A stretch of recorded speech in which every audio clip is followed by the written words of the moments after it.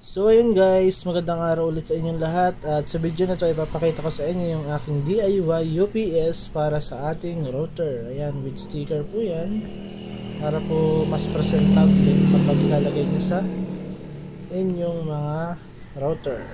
Ayan po, ito po yung router output para po sa router. Ito naman po yung 12 volts in, yung ating main charger. Pero may kasama po yung charger kapag ibibigay ko sa inyo para nagsa-self-charging po yan habang ginagamit natin yung UPS natin. Halimbawa po, ito yung ating provider na router. Kailangan meron po tayong mail to mail, kasama na po yun sa package kapag nagawa po ako nito. Mail to mail 12 volts. Ayan, saksak po natin dun sa router. Then saksak po natin dito sa ating router.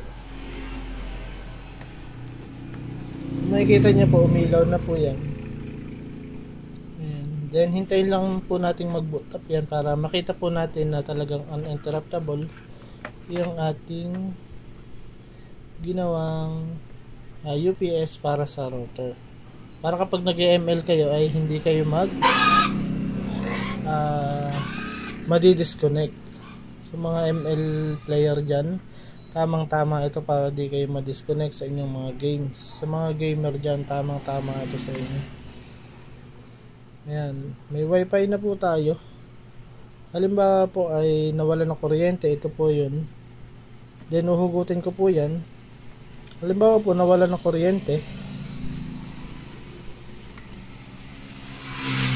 ayan, nahugot ko na po. Pero makikita nyo, hindi po siya nawala. Papakita ko po sa inyo para nakita nyo. Ayan po, saksak natin. Umilaw. Then, hindi po siya nag-reboot. Hindi siya nag-restart.